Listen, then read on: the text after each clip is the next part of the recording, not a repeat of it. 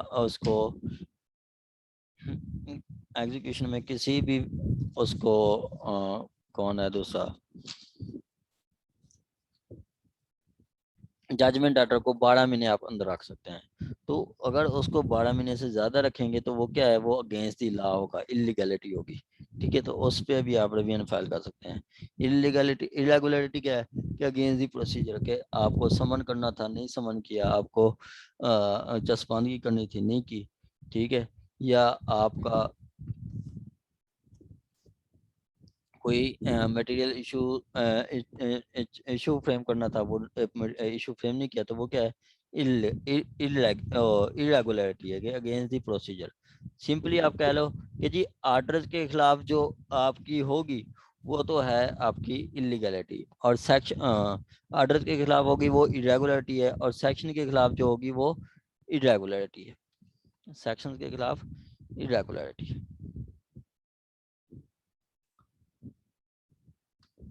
कहता दी high court में call for the record of any case which has been decided by court by any subordinate court to such high court in which no appeal lie thereto। कि जिस case में आपकी appeal lie नहीं करती वहां पे आप रिवीजन फाइल कर सकते हैं। ठीक है, जिस केस में आपकी अपील लाई नहीं करती वहां पे आप रिवीजन फाइल कर सकते हैं। जिस केस में आपकी अपील लाई नहीं करती वहां पे आप रिवीजन फाइल कर सकते हैं।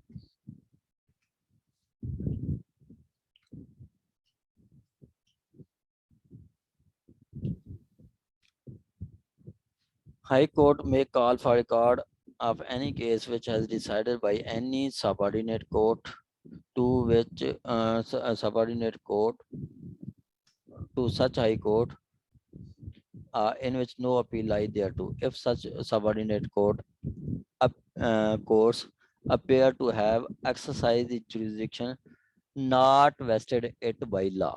jurisdiction not vested के उस कोर्ट की jurisdiction ही नहीं बनती थी, उस कोर्ट की jurisdiction ही नहीं बनती थी। कि कैसे कि अगर सपोज के कह लो के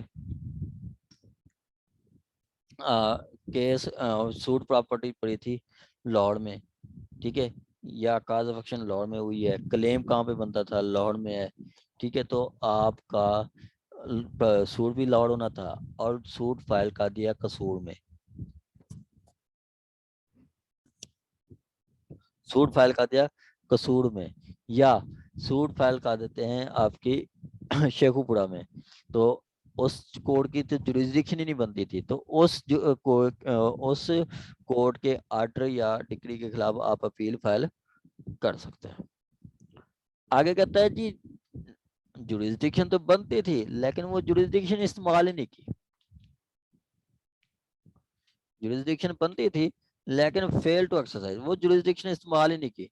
कैसे कि जी उसको आपका जुरिस्डिक्शन बनती थी लेकिन इस्तेमाल नहीं की, क्या कि उसको आप कह लो कि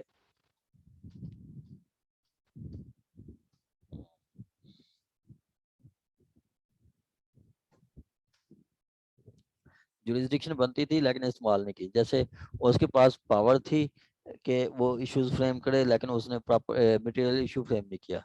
ठीक है, उसके पास जुरिस्डिक्शन थी, कोर्ट के पास जुरिस्डिक्शन थी कि वो प्रोक्लेमेशन इशू करे डिफेंडेंट के अगेंस्ट, उसने प्रोक्लेमेशन नहीं इशू की, उसने कोई समन नहीं किया। उसके पास जुरिस्डिक्शन थी कि उसका वो आपका जो है वो कास्ट लगाए या राइट स्टैक ऑफ करे, वो जुरिस्डिक्शन इस्तेमाल ही नहीं की। मतलब उसने अपनी पावर इस्तेमाल नहीं की, जहाँ पे उसकी बनती थी तो वहां पे भी आप उसके खिलाफ फाइल कर सकते हैं, क्या आपका रिवीजन फाइल कर सकते हैं। ठीक है, नेक्स्ट क्या है, नेक्स्ट है जी आपकी इलीगैलिटी। एक्टेड एक्सरसाइज इस जुरिस्डिक्शन इलीगली, एक्सरसाइज इस जुरिस्डिक्शन इलीगली। इलीगली क्या है जी आपका, मतलब इलीगली से मुराद वो कह रहा है कि जी आपका ये इलीगली, इलीगली क्या है, इसके इससे इलीगली से मुराद के जी इलीगैलिटी। ठीक है, क्या है जी इलीगैलिटी, इलीगैलिटी क्या है आपका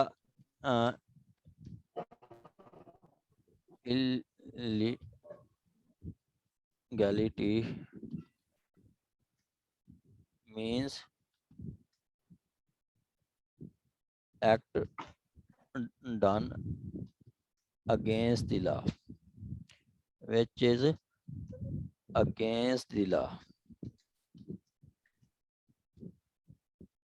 Act done which is against the law, ये है आपकी illegally या illegality, ये है आपकी illegality।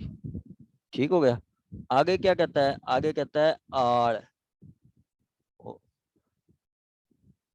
ठीक है, आगे क्या कहता है, या विद मटेरियल इरेगुलरिटी, कि इरेगुलरिटी भी मटेरियल हो तो वहां पे भी आपकी रवियन फील फाइल की जा सकती है। और इरेगुलरिटी क्या है, इरेगुलरिटी, इरेगुलरिटी का मतलब है आपका कि against the law, act which is against the law, act which is against the law. ठीक हो गया, तो उसमें भी आप रवियन फाइल कर सकते हैं।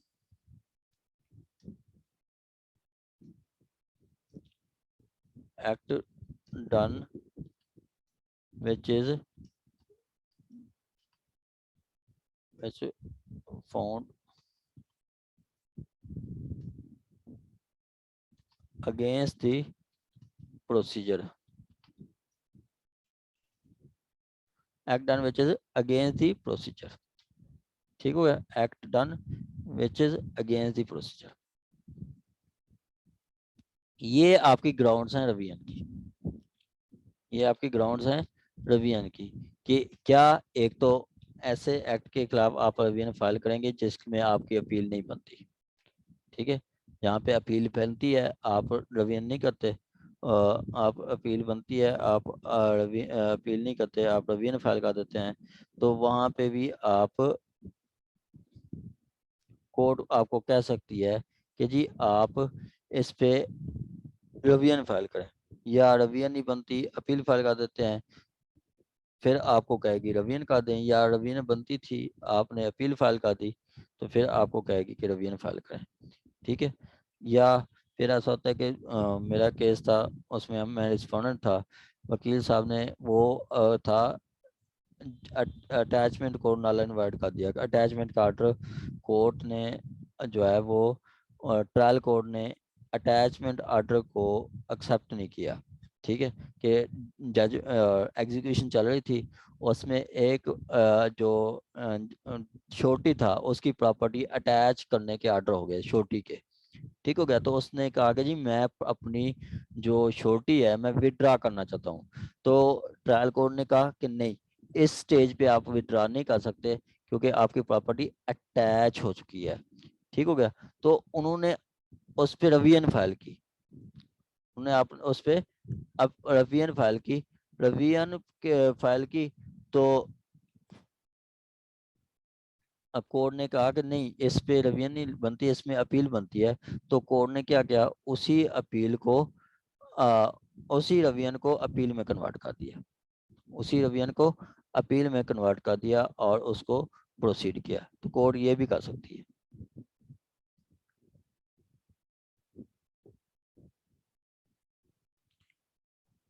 ठीक हो गया जी, ये है आपका रवियन, जहाँ पे जुरिस्डिक्शन नहीं बनती, या जुरिस्डिक्शन फेल हो गई है करने में, या इलीगैलिटी हुई है, या आपका मटेरियल इरेगुलरिटी हुई है, तो वहां पे आप रवियन फाइल कर सकते हैं।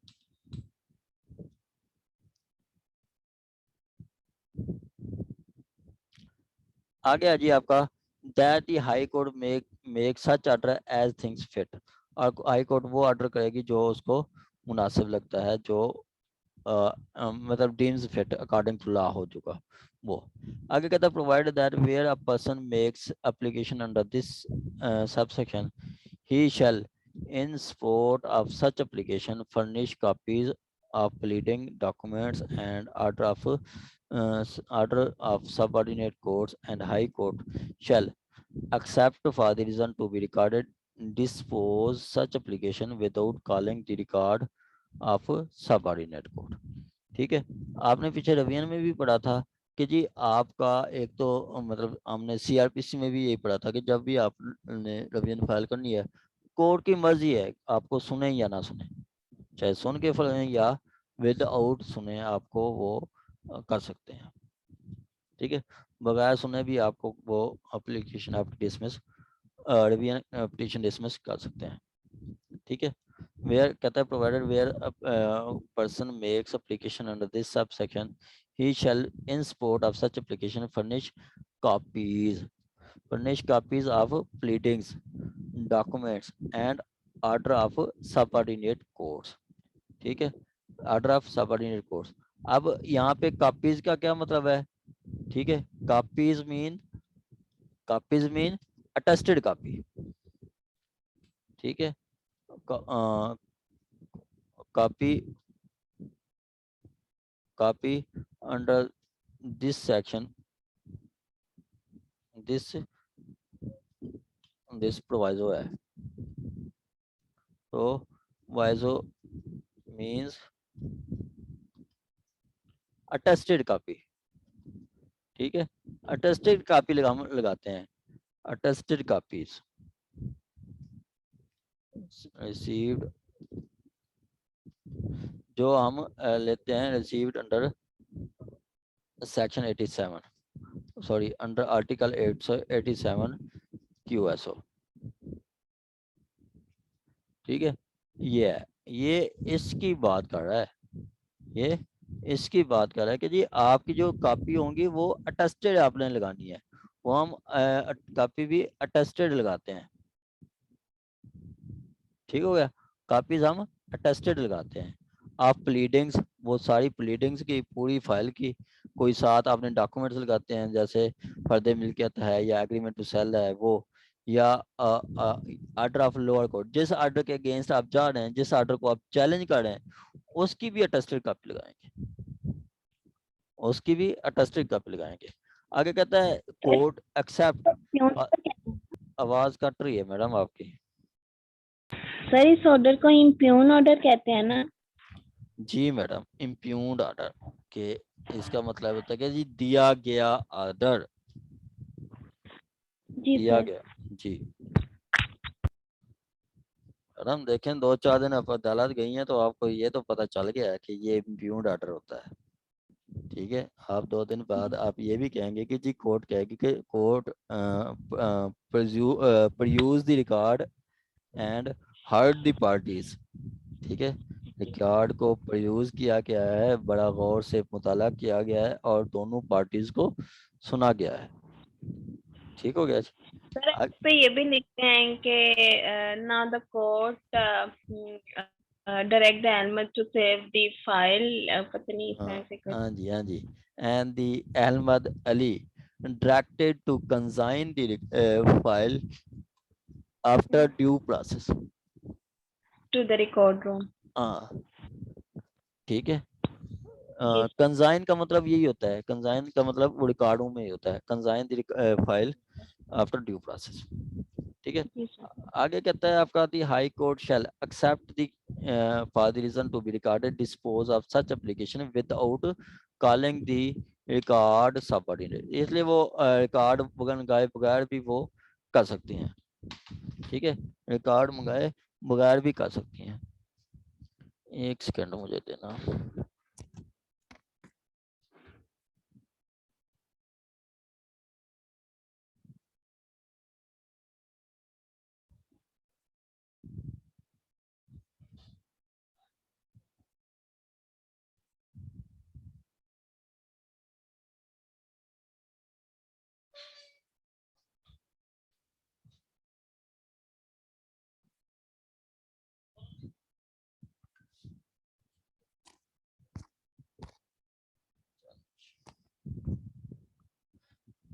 अच्छा जी, आगे कहता है जी आपका कोर्ट जो है हाई कोर्ट, वो इसलिए वो मंगवा लेती है, टेस्टेड कॉपी मंगवा लेती है।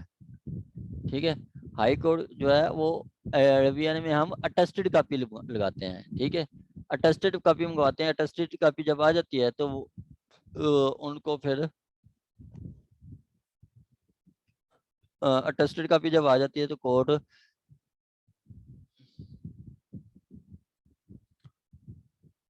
अच्छा अटेस्टेड कॉपी में कोर्ट दोबारा वो रिकॉर्ड नहीं मंगवाती, जो ट्रायल कोर्ट का होता है उसमें रिकॉर्ड नहीं मंगवाती, वही टेस्टेड कॉपीज को देख के साइन कर लेते हैं। आगे क्या है कि वो जो अपील होती है अपील में रिकॉर्ड आ जाता है, इधर रिकॉर्ड नहीं आता, इधर रिकॉर्ड नहीं आता, वो कोर्ट वैसे उस फाइल को देख के कर देती है।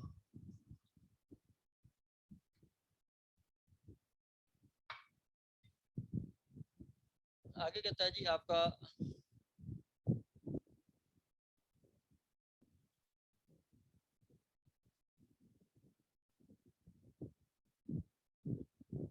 ये हो गया रिकॉर्ड के मंगाए बगैर भी कर सकती है। आगे है जी एक और प्रोवाइजो है, क्या provided further that provided further that such application shall be made within 90 days of the decision of the subordinate court।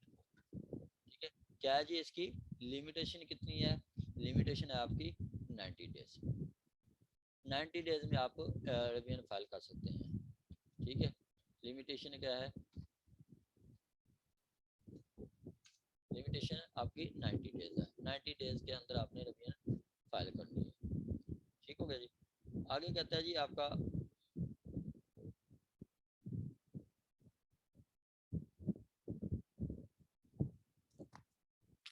अब मेरे ख्याल सही आ रही होगी, 90 डेज में आपने अपील मूव करनी और रिवीजन मूव करनी होती है।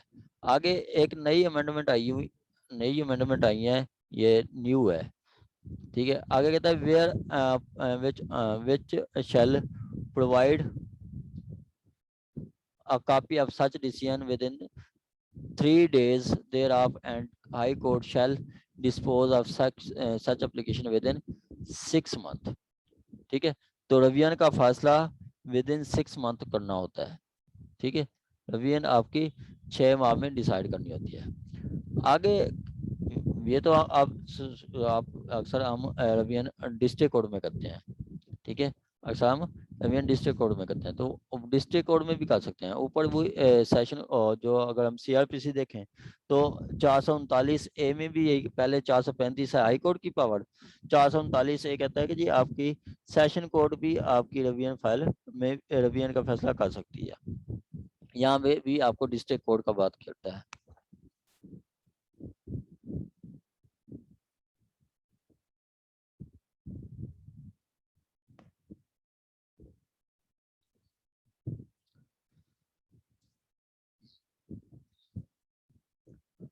कहता है जी डिस्ट्रिक्ट कोर्ट में exercise the power conferred on high court under subsection 1।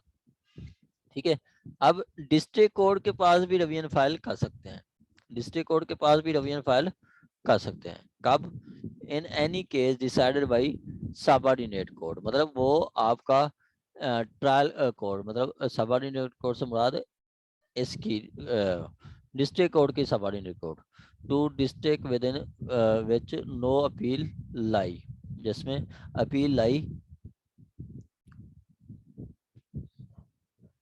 No जिसमें अपील लाई नहीं करती है, and matter and the amount or value of subject matter which does not exceed the limit of appellate jurisdiction of district court. ठीक है, applet jurisdiction of civil court district court, ये subject matter को उसकी बात कर रहा है, ये उसकी बात कर रहा है कि जी एप्लेट जुरिसडिक्शन में जो नहीं आता। जैसे आपका वो कहता है, अगर हम देखें कि सिविल कोर्ट ऑर्डिनेंस, इसको मैं आपको नीचे समझा देता हूँ एग्जांपल के साथ। अब कहता है कि जी हमारा civil court ordinance, civil court ordinance है, ऑर्डिनेंस 1962। इसका सेक्शन 18 क्या कहता है, सेक्शन 18 कहता है कि जी आपकी जो अपील होगी, ठीक है, अगर सब्जेक्ट मैटर की वैल्यू या क्लेम की अमाउंट या सब्जेक्ट मैटर की वैल्यू जो है वो value of subject matter of subject matter, ये अब मोर देन 50 मिलियन है, मोर देन 50 मिलियन, ठीक है। 50 मिलियन कितना होता है आपका, हम 5 करोड़, 5 करोड़ से ज्यादा है तो आप डायरेक्ट हाई कोर्ट में जाएंगे, डायरेक्ट हाई कोर्ट में जाएंगे, ठीक है। करोड़, ठीक है, कि 5 करोड़ से ज्यादा है तो आप रवियन का appeal lie to high court, appeal lie to direct high court. ये फर्स्ट अपील की बात हो रही है कि first appeal lie to direct high court, पहली अपील ही हाई कोर्ट लाई करेगी, ठीक है। पहली अपील ही हाई कोर्ट है। अब यहाँ पे क्या कहता है जी आपने, चले हम कह देते हैं कि जी आप डिस्ट्रिक्ट कोर्ट में जाके रवियन फाइल करें, ठीक है, डिस्ट्रिक्ट कोर्ट जाके रवियन फाइल करें, लेकिन जहां पे डिस्ट्रिक्ट कोर्ट की सब्जेक्ट मैटर की वैल्यू से आपका ज्यादा हो जाता है तो देन आप उधर नहीं कर सकते। जैसे आपका वैल्यू ऑफ सब्जेक्ट मैटर, ठीक है, अमाउंट ऑफ क्लेम या वैल्यू ऑफ सब्जेक्ट मैटर दो बात करता है। आप कहीं पे भी बात करें तो वो लिखता है अमाउंट ऑफ क्लेम, क्या मतलब जब आपका रिकवरी का सूट हो, ठीक है, रिकवरी, जैसे रिकवरी का सूट है, रिकवरी ऑफ मनी है तो हम उधर लिखते हैं amount of claim, recovery of money का सूट है तो वहां पे रिकवरी होता है। अब जहाँ पे स्पेसिफिक परफॉर्मेंस का सूट है, ठीक है, स्पेसिफिक परफॉर्मेंस का सूट है तो वहां पे सपोज के गाड़ी है, गाड़ी क्या आपने सौदा किया है तो वो गाड़ी क्या होगी, सब्जेक्ट मैटर होगी। आपने जमीन 5 एकड़ जमीन का सौदा किया है तो वो आपका जमीन आपका सब्जेक्ट मैटर होगी, ठीक है, तो आपका ये सब्जेक्ट मैटर होगा, ठीक है।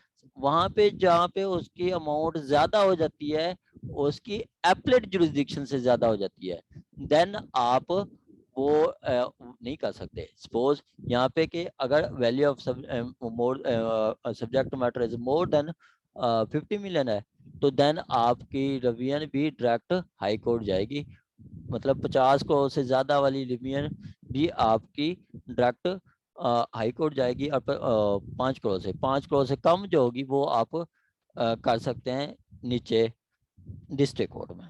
सिंपली ऊपर कहा गया कि जी ये दो में कि जी आप रिवीजन डिस्ट्रिक्ट कोर्ट में भी कर सकते हैं, कोई मसला नहीं है, डिस्ट्रिक्ट कोर्ट में कर दें, लेकिन ठीक है कहता है कि जी डिस्ट्रिक्ट कोर्ट में करते हैं तो फिर आपको डिस्ट्रिक्ट कोर्ट में करते हैं, ठीक है, तो फिर आपने जुरिस्डिक्शन का ख्याल रखना है कि 5 करोड़ तक का वॉल्यूम है, क्लेम है, तो फिर तो आप कर सकते हैं डिस्ट्रिक्ट कोर्ट में, 5 करोड़ से ज्यादा है फिर आप नहीं कर सकते, ठीक हो गया।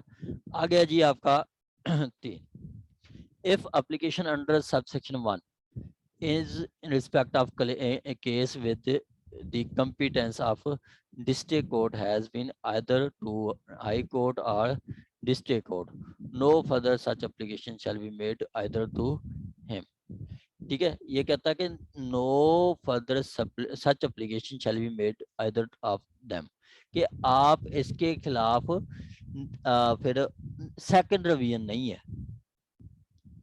ठीक है। एक दफा रिवीजन का फैसला हो गया फिर सेकंड रिवीजन नहीं होगी, फिर आप जाके फिर कहेंगे जी हमारा ये काम करें ये करें, नहीं, सेकंड रिवीजन नहीं होगी, ठीक हो गया। कहता है if any application under subsection 1 in respect of case within the competence of district court has made either to high court or district court, no further such application shall be made, no further such application. तो ये क्या कह रहा है, ये कह रहा है कि जी आपका no no second revision, no second revision, के हमने पढ़ा है कि सेकंड अपील आप कर सकते हैं, लेकिन नो सेकंड रिवीजन, के सेकंड रिवीजन नहीं है, नो सेकंड अपील है लेकिन सेकंड रिवीजन नहीं है, ठीक है, सेकंड रिवीजन नहीं है। आगे लास्ट वन, फोर्थ वन कहता है जी आपका no proceeding in revision shall be entertained by high court against order made under subsection 1 by the district court के वहाँ पे भी वही बात कर गई है कि डिस्ट्रिक्ट कोर्ट ने रिवीजन का फैसला किया है तो उसके बाद आप हाई कोर्ट में दोबारा कोई प्रोसीडिंग इनिशिएट नहीं होगी। ठीक है, मतलब रिवीजन डिस्ट्रिक्ट कोर्ट ने आपका फैसला कर दिया तो फिर उसके बाद कोई रिवीजन आप नहीं कर सकते।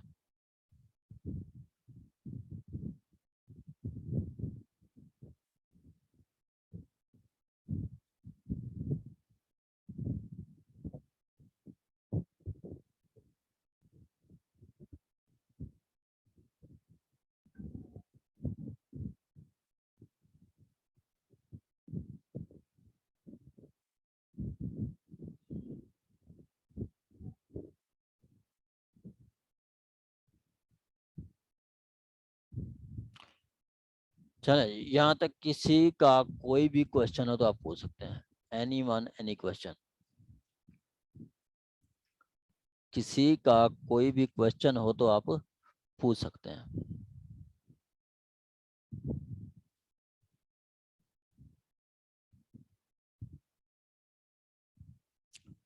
जी नायला गिलानी साहबा।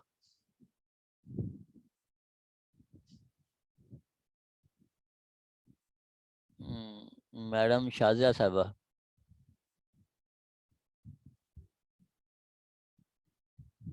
नहीं नो सर, कोई क्वेश्चन नहीं। मैडम क्या कहता है रवि, ये आप अपने वर्जन में डिफाइन करते हैं फिर हम इंग्लिश की क्लास लेते हैं।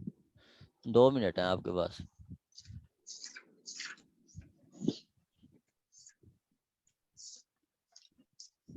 सर रिवीजन फाइल करने के 3 ऊंचा ग्राउंड्स हैं। बोलें, ऊंचा थोड़ा आवाज। जी सर, अब आ रही है? जी जी आप ठीक है। जी सर, ये रिवीजन फाइल करने के 3 ग्राउंड्स हैं। एक वांट ऑफ जुरिस्डिक्शन, दूसरा जुरिस्डिक्शन में 2 चीजें। एक तो कोर्ट ने वो जुरिस्डिक्शन जो उसको दी नहीं गई वो एक्सरसाइज कर दी है, या जो jurisdiction fail to exercise original jurisdiction. और दूसरा इलीगैलिटी है कि अगेंस्ट द लॉ कोई अगेंस्ट द लॉ कोई ऑर्डर किया है उसमें।